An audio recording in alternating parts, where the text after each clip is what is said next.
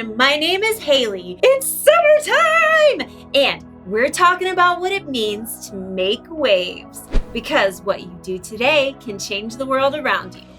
There's lots to do in the summer. Sometimes it can get crazy. Woo! Woo!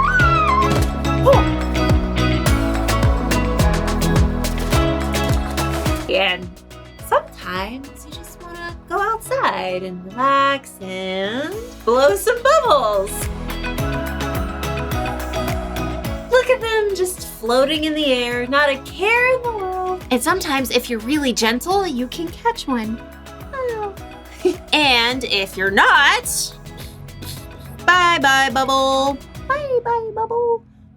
In fact, the bigger the bubble, the more gentle you have to be.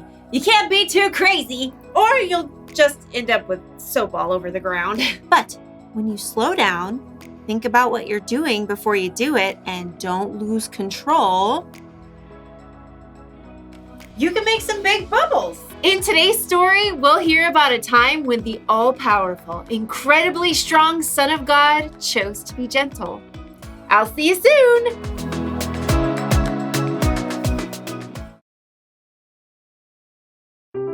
The Bible. It's 66 books of history, stories, letters, and poetry that fit together to form God's one big story. The epic adventure of how He created us and loves us so much that He made a way to rescue us. As we travel through the Bible, from Genesis to Revelation, we discover people who met God and found their lives changed forever. Now, for an amazing story. Inspired by the book of Mark, chapter 10, verses 13 through 16. As Jesus traveled, teaching and healing people, He grew more and more popular. Crowds gathered everywhere He went, and people clamored for His attention. Jesus' friends must have felt like they were on a wild ride some days. This is all getting out of hand. Some days we hardly get to talk to Him. It's like we're just here for crowd control. Jesus has the Pharisees going after Him at every turn, and half of Galilee wants Him to heal a blister or fix a sore toe. As Jesus and His friends traveled toward Jerusalem, they stopped at a town across the Jordan River. Once again, religious leaders tried to heckle Jesus. They won't leave Him alone. After the Pharisees finally left, the disciples gathered around Jesus. At least He gets a break now. Yeah, and we get to actually hang out with Him. Just us. No loud, demanding crowds. It's a ruckus. Jesus' friends looked up to see another group coming their way. Moms, dads, and a whole group of small children. You gotta be kidding me. We're not running a babysitting service. They probably want Jesus to bless their kids. He's been busy all day with leaders and people with real needs. He doesn't have time for a bunch of snotty toddlers. Many families must have had the same idea because they all made their way towards Jesus. Some kids ran around shrieking, while others held tightly to their parents and watched with big eyes.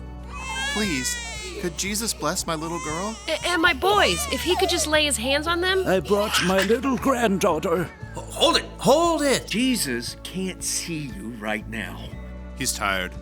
Not to be harsh, but he's got bigger fish to fry. You know who you're asking to talk with? I saw Jesus face down the wind and waves. He can heal sickness and turn one meal into a feast for 5,000. And you want Him to waste His time singing Itsy Bitsy Spider.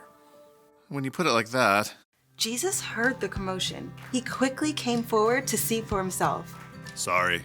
These people want you to bless their kids. Yeah, they're about to turn this place into a circus. Don't worry, we'll get them out of here. Stop. What? Let the little children come to me. For reals? Don't keep them. God's kingdom belongs to people like them. Okay. Change of plan. Go ahead and bring your kiddos. Line up. Let's keep this orderly. There was something about Jesus that made every single child feel safe. They crowded around Him, laughing and talking and asking all of their questions at once. Jesus, I hurted my finger. See my boat? It goes swoosh underwater, but my daddy won't let me fish with him at night because it's past my bedtime. And do you like rabbits? Jesus, I want to play hide and seek. Children were considered the least important people of all at this time, but Jesus stopped everything to welcome them with His arms open wide. He cradled wide-eyed babies. He scooped up wiggling toddlers to sit on his lap. Jesus may have even played hide and seek with a few rambunctious 3-year-olds. I think he's actually enjoying this. He's really good with them. It's been way longer than he spent talking to the Pharisees. Jesus, who could command a wild storm to stop with the power of his voice, chose to gently rock a fussy baby. He blessed a 4-year-old as she told her epic story, and he may have even healed a few skinned knees. After a time, Jesus looked up to smile at his friends and the grown-ups who watched. What I'm about to tell you is true. Anyone who will not receive God's kingdom like a little child will never enter it. Us? Like kids? Jesus was not just showing the crowd that children were important. He was actually telling them that they needed to come to him just like those kids, full of imagination and ready for adventure, and with complete trust that all of their needs would be met. Looks like those kids need a couple more people for tag. I'm in. Why not? Jesus made it clear to his followers that every single child was valuable to God, and that God can give you the strength to be gentle.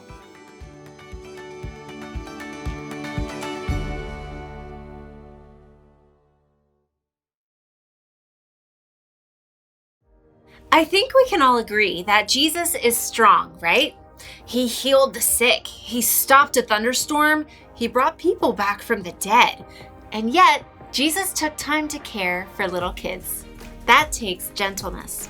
Gentleness is something we all need from time to time.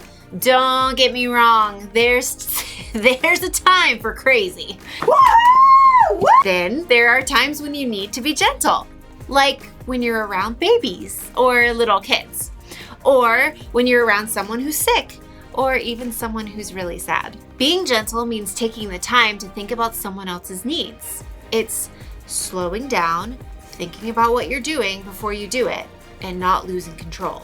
It's kind of strange, but it actually takes strength to be gentle. Like when you're super excited, woo! Oh, or when you're angry or frustrated. You have to be strong to really get yourself under control. And then you can make a big difference in the world. Woo, woo, woo. And if you don't think you've got enough strength to be gentle, check this out. When you put your trust in Jesus, God gives you the Holy Spirit to help. So, listen closely. Here's the one thing to remember today. God can give you strength to be gentle. See, you don't have to go crazy to make waves, but it's still fun sometimes. Woo-hoo! Yeah!